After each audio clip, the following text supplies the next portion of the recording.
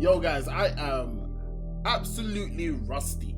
I feel like I haven't done this in a long time. It's only been like a week as well. Yo ladies and gentlemen, it's your bro from another mother, Mike. If you're new to my channel, welcome to my channel. We do some FNAF. I'm going through the lore of FNAF at the moment. You know, I'm on a journey. I'm on a spiritual journey.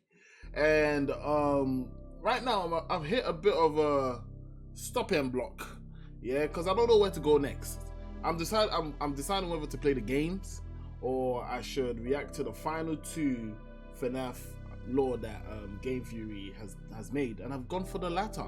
I'm actually reacting to the final two of the FNAF lore that Game Fury has done, and then we'll play the game. I also have the revisiting of the FNAF music. So apparently there's 6 songs.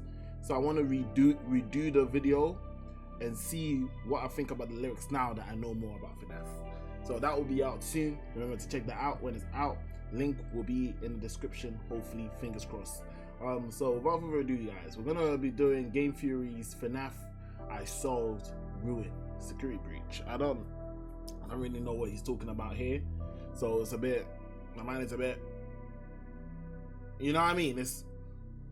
So hopefully by the end of the video, my mind is clear like an open sea. You feel me? So yeah, let's do this. Without further ado, let's begin, ladies and gentlemen.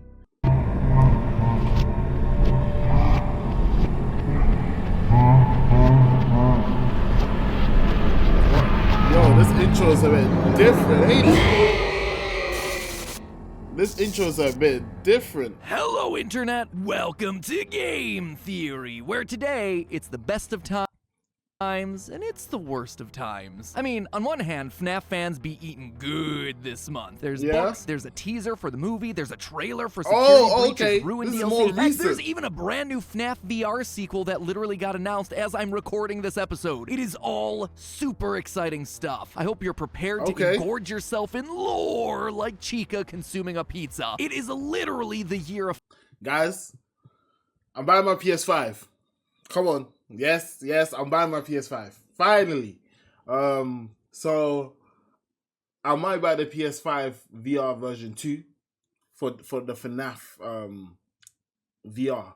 So if you guys want me to buy it and do a gameplay on it, guys, show me support on this video. Please like the video. Please, I beg you, just do it. Just do it. And subscribe, man. Stay for the journey. Stay to see my journey. Please. I need your eyes. What the fuck? I need the likes. Suck your dick. I'm joking. Pause. I'm on some next shit today. Let's go. FNAF, which is fitting since it's 2023 and that's the year of FNAF 3. Also, probably FNAF 6. Honestly, the only thing they're missing from this year is some sort of haunted attraction. But on the other hand, there is chaos in the wider theorist community. Buried in this landslide of new material are a lot, and I mean a lot, of very significant lore drops that feel unusually explicit for this franchise. Hints to the origins of Henry, revelations about secret AI programs controlling the Plex, confirmation that Gregory was in fact Patient 46. But here's the thing. No one can actually agree on what it's all trying to say. What? When did we touch on Gregory being Patient 46? Hold on. Let me rewind this. I feel like I didn't pay attention because of that dick comment. My mind was like, why should I say that? I was actually really deep in it. Chaos in the wider theorist community. Buried in this landslide of new material are a lot, and I mean a lot, of very significant lore drops that feel unusually explicit for this franchise. Hints to the origins of Henry, revelations about secret AI programs controlling the Plex, confirmation that Gregory was in fact Patient 46. But here's the thing, no one can actually agree on what it's all trying to say. Everyone recognizes that there's been a lot of very important stuff that's being revealed lately, but every online FNAF theorist that I've seen has taken the clues and wound up with a different solution to the puzzle. And normally that's not a big issue. That is the beauty of theorizing. Gregory's not a robot. Afton's been gone since FNAF 6. Gregory's not a robot. Puzzle. And normally that's not a big issue. That is the beauty of theorizing, to reach your own conclusions, to make your own predictions, How to can come Gregory up with not your be own a personal robot? headcanons as part of the internet hive mind's attempts to work together and solve a common mystery. There are going to be people that you agree with and people that you don't, and you know what? It's great either way. Except this time, we kinda gotta sort of figure it out. What we're talking about today is some major stuff. Everything that's coming out right now feels like it's trying to guide us into what the plot of Security Breach was meant to be. And now with Ruin coming out in July and building off of that initial game, we've got a ticking clock demanding that we solve things and quick. Our window is tough. You know what? I kind of like what's going on here. Because Ruin is out and he's made a video on Ruin. And I'm kind of behind. So it's like, that's why I'm a bit confused. Because I haven't played Security Breach yet. And I haven't finished it. So, makes sense. Hopefully he will help me out, understand. And then we'll move on to the next lore video. Because I'm actually enjoying this gradual build-up of the journey. Where it's like I'm not just going straight for the most recent lore thing. But I'm actually coming up with you guys. I'm knowing what you guys used to know before I know what is more recent. If you know what I mean. Yeah. So today I'm here to catch you up on all the major reveals. Come on, catch me up, my nigga. Before throwing my purple hat into the ring on what I suspect it all means. Good news, bad news on today's episode, friends. Good news, I think we've been on the right track the entire time. Bad news, I don't think the wider FNAF community is going to agree with me. No, the FNAF community does not agree with you, my guy. Especially with the family rebuilt. Yeah, the comments are going at it. The comments are going at it, boy. They do not believe you, my dog. Chill. Actually, he knows this. He knows you, man. Don't believe him, man.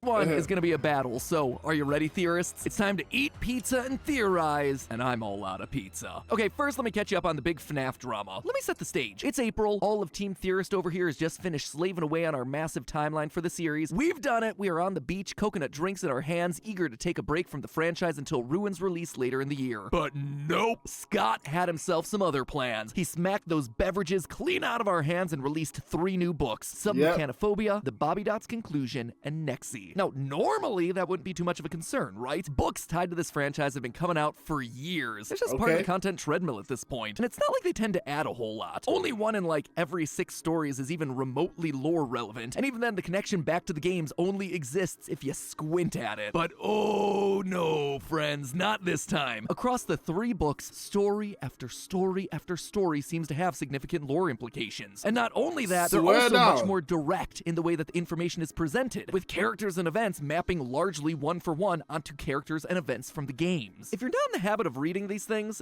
and let's be honest, why would you when I could just do the homework for you? What I'm talking about might be a bit confusing, so I'm just going to explain by way of example. In GGY, one of the 4 stories that set the internet on fire, a young boy named Greg, with brown hair and big brown eyes, is a master hacker who's been reprogramming the animatronics at the Plex for evil deeds, including bumping off 3 school counselors that seem to be getting too close to the truth. He also has himself a habit of being really good at the Plex's arcade games, leaving behind his initials GGY at the top of the game's leaderboards. Now, compare that information to what we get in the games. There's a young boy named Gregory with brown hair and big brown eyes who seems to be Patient 46, a master hacker that's reprogramming the animatronics at the Plex for evil deeds, including bumping off 3 therapist characters that also seem to be getting too close to the truth. So we are sticking with the story that Gregory was part of the evil deeds that the bots were doing. Because I know in Security Breach, he was actually a good guy. He wasn't a bad guy in Security Breach, and he was actually running from the actual animatronics. I know that for sure because I played a bit of it. And the bear, I forgot his name. The brown bear, man. The one the machine that he could go into. I know that he was also a good animatronic. At least from what I've played so far, he was a good animatronic. So, and he was helping out Gregory. So as long as we're sticking with the fact, so I'm guessing it's confirmed that Gregory was actually evil back in the day, but not anymore. also has himself the habit of leaving the letters GGY at the top of the leaderboards at various arcade cabinets throughout the Pizzaplex. Now that right there, that is not counting animatronic toes and trying to match up striped shirts. That is about as explicit of a one-to-one parallel that you get for this franchise. So when the story also reveals that Greg's nickname is Rab, aka Rab? Dr. Rabbit, you stand up and take notice. And you know what? The internet sees it. They recognize the connections and how important the books have suddenly become. No longer am I out there on my own little island shouting into the void about using the books to inform our speculation about the lore. Finally, the internet agrees with me. To me, this is a huge step in the right direction in terms of figuring out the wider lore of the franchise. You know, there's just one teeny tiny little problem. And what is that, No one Greg? can quite agree I mean, not just Greg. how seriously Matt. to take this lore. After years of denying the book's canonicity, there's suddenly been a massive swing of the pendulum the complete other way, where now many pockets of the FNAF community vehemently believe that these most recent stories are fully canon with the games. In other words, we're no longer talking about an alternate universe where events are similar to the games, but with slight differences. Oh no. Now the debate is all about whether what you read in the books also happened in the Pizzaplex that we played. Is that in the what's games. going on in So the before internet we right dive now? into that can of worms, let's just talk about the stories themselves. I already filled you in on GGY, which means it's time to talk about the other three, which tell themselves a connected timeline of events. Starting with the first, the Mimic. This is the one that everyone has been losing their collective minds over. This story tells the tale of Edwin, a genius inventor and single father, and his Okay. hyperactive son, David. Basically, Edwin is overworked. Years ago, he So sold these his are new struggling characters I've robotics never company, heard of. Fazbear Entertainment, who now has him hard at work turning their, quote, weird costumes into entertaining robots. With the first one that he's working on being a bright yellow chick. There's just one problem here, David. David is 4 in all the best and worst ways possible. It means that he's sweet and excitable, but it also means that he's moody and demands a lot of time and attention. Two things that Edwin does not have. So to fix his problem and get himself more work time, Edwin creates a piece of software known as Mimic 1. Using some spare robot parts, he makes a legless endoskeleton that's able to copy everything that David does. Basically, Okay. this thing's an AI that's using David as his training data. And while Mimic 1 starts by merely copying David, pretty soon it's able to respond on its own, independently. And David loves this thing, which means that Edwin is finally able to disappear into his work. Everything seems to be going well until tragedy strikes. This An is so unsupervised bad. You don't leave a kid with something like this. That's crazy. It mimics the kid. That's insane. Imagine what the kid would be trying to pull off with that robot. Kids get creative, you know. Don't get it twisted. David runs out into the middle of a busy highway and is killed. Edwin is devastated, and he takes all his Oh, rage out shit. on the Mimic, this robot that continues to behave like his son, infusing Oh, the metal of the bot shit. with pure agony. We then flash forward and Oh shit! I literally just said this is not a good idea, and it wasn't. Oh nah. But was it the robot's fault though?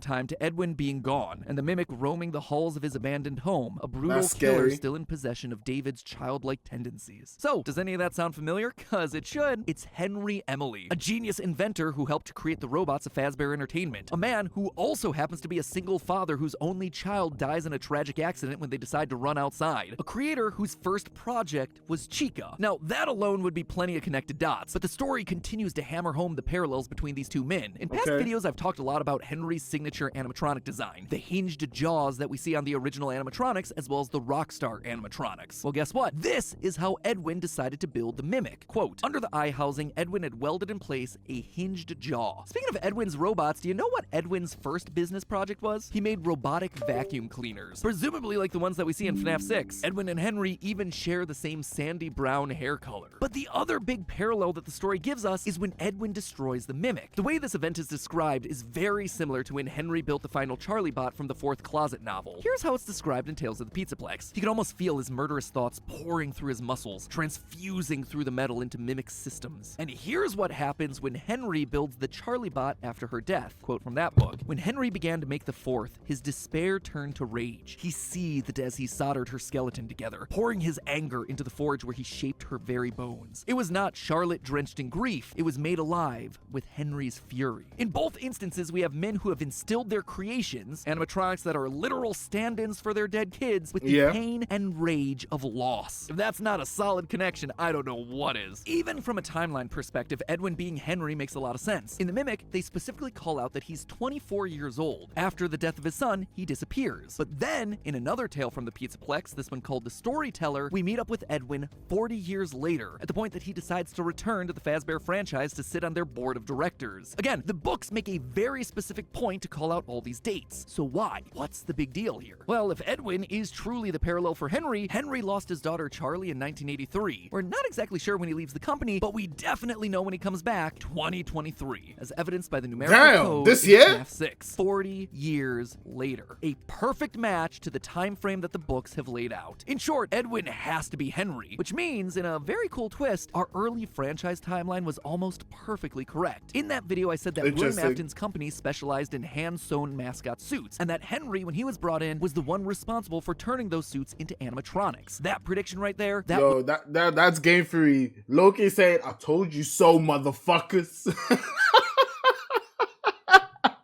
He's literally saying to everyone that doubted him, "I told you so." Pussies. You want to doubt me? Told you so. But he's just trying to be style with it. He's just trying to be like, yeah, it was bang on. This is his friendly way of saying it. But he's saying, "I told you so." They doubted me. They doubted me, mama. But I was right all along.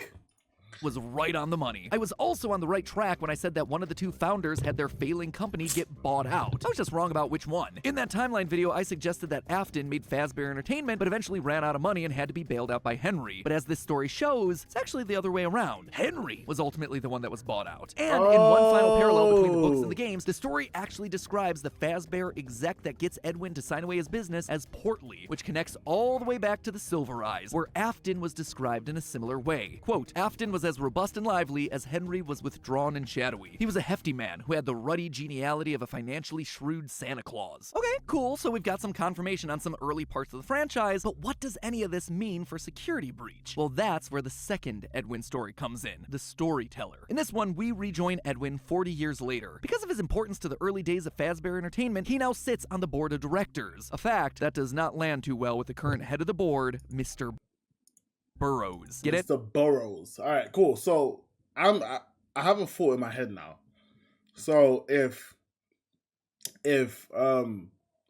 Afton technically buys out Henry, then where did all his rage come from for Henry? Because didn't it first start from when Henry bought out his business?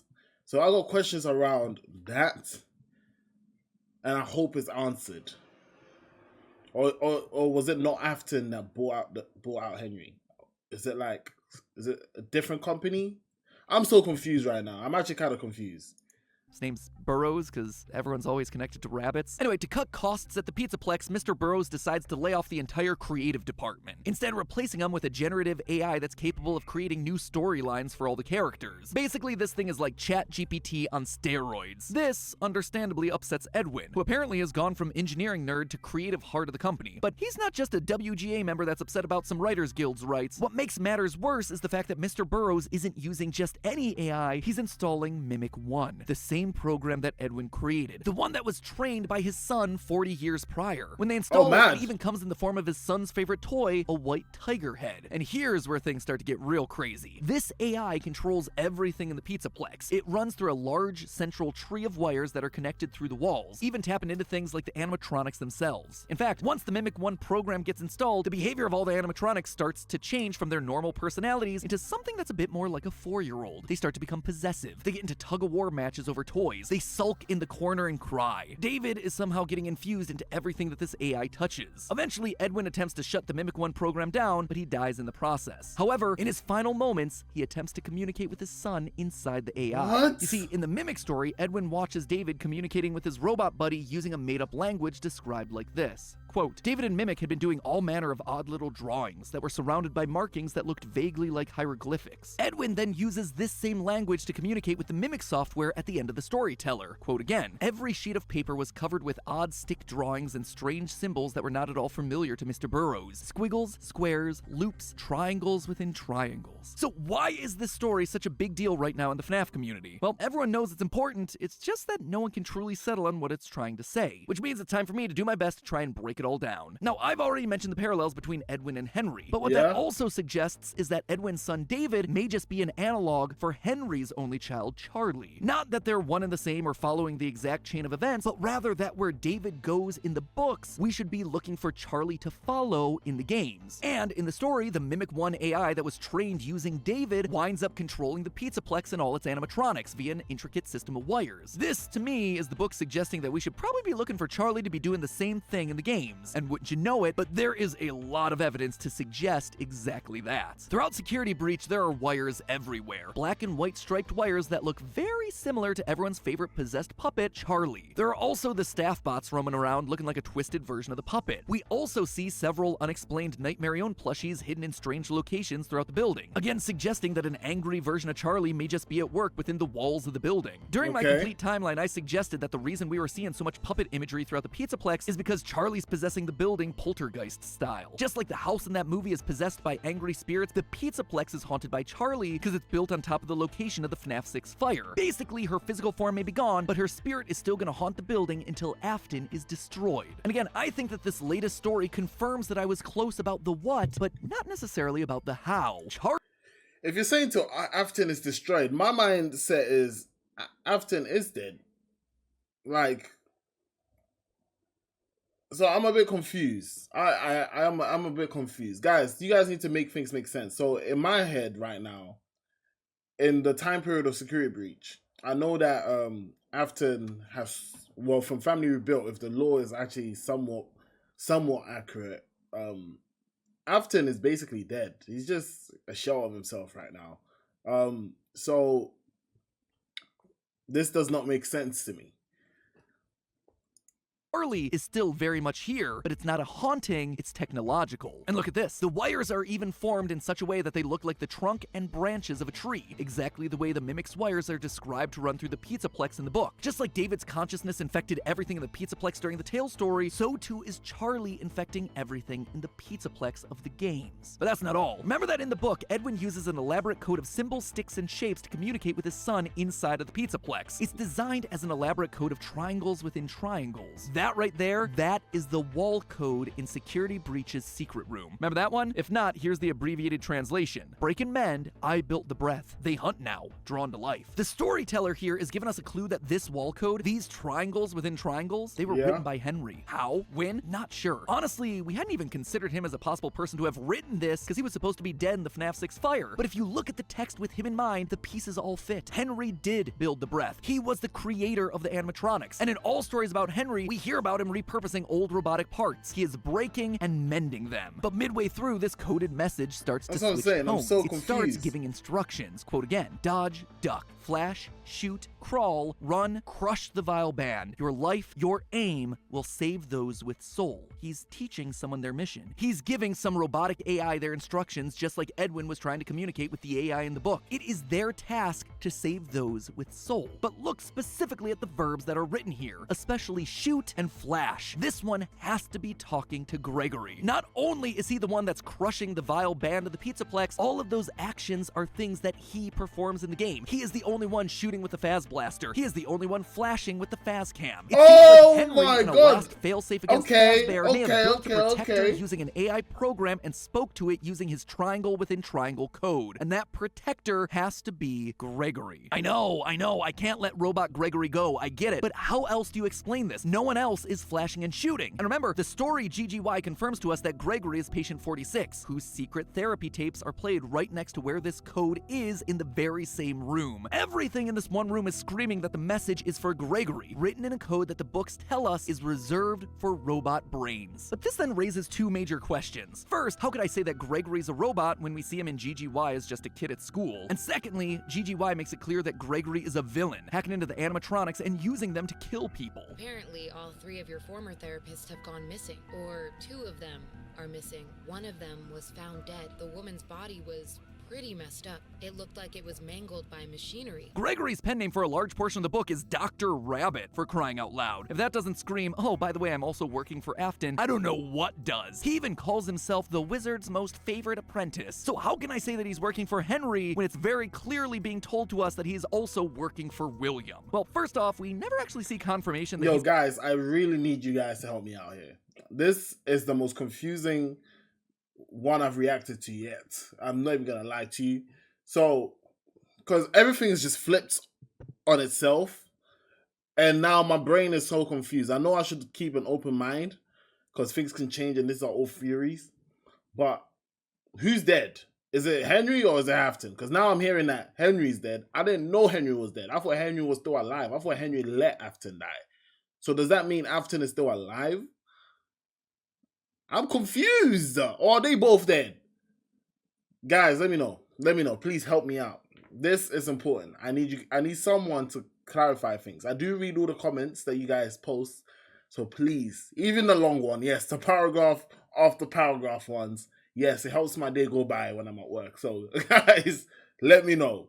He's a human in the books. In fact, we largely get the opposite. Gregory is actually described in the book as, quote, an unfamiliar kid who looked a little lost at the start of the school year. So there's no past with this kid, no growing old together with a group of friends. He just appeared out of nowhere one day. What's more, whenever his friends do something odd, Gregory reacts in a very robotic way. He cocks his head and he has a weird pause in his behavior. I mean, is that a lot to go off of? No. But also nothing about him even if Gregory is going to school, he is a robot, but he's a highly intelligent robot. He might just be wanting to see what humans are like. You know what I mean?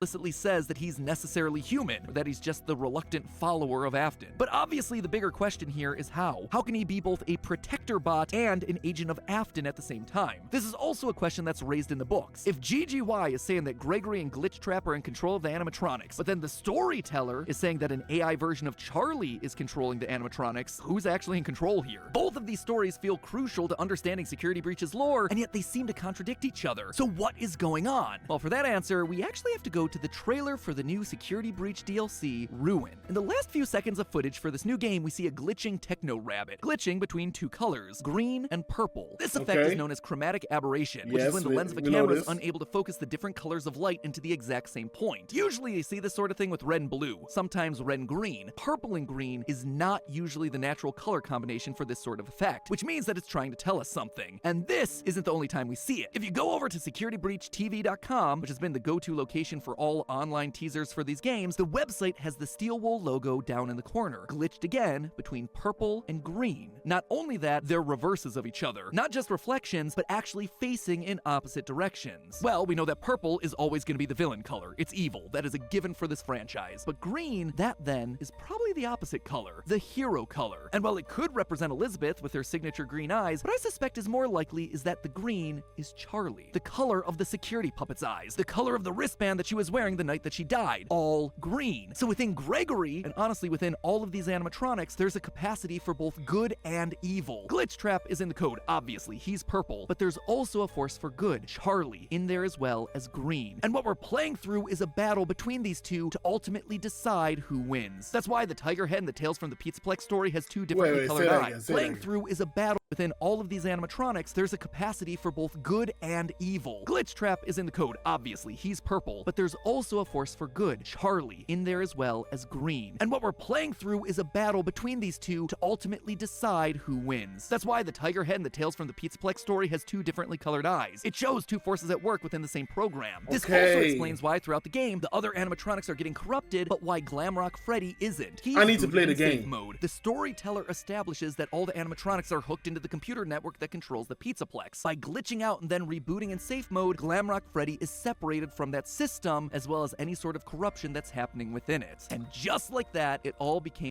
Oh, that's... Okay, let me hear that again. That's why that Freddy is fucking good.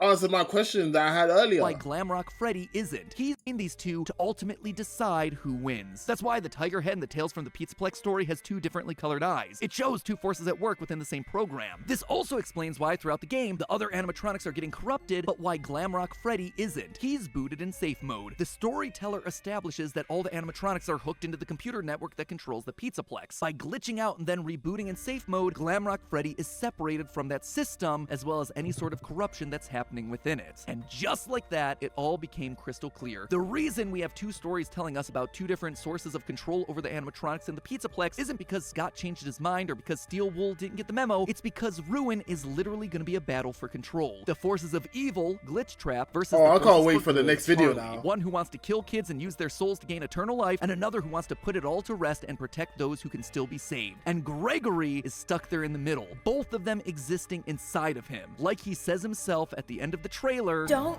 give up on me yet." but hey, that's just a theory. A game theory. Thanks for watching. And hey, if you Nah, okay. The next one will put a lot of things together for me. The next Fury video is the AI uprising. That will put a lot of things in perspective. We got 2 more Fury videos to go through, but this was very interesting. Security Breach just seems to have a lot of lore going on for it. Yeah, I can't wait. I have a lot of questions that I've been asking throughout the videos. I'd really appreciate if you guys could just answer it in the comments, or if you think it's gonna ruin the next video for me, then don't even bother. Just say, "Oh, it might ruin the next video for you." So it's cool. Just hold it down, and wait till the next video. But this is cool as fuck. Yeah. So, ladies and gentlemen, I'm gonna leave it at that, and I'll catch you guys in the next one. Peace.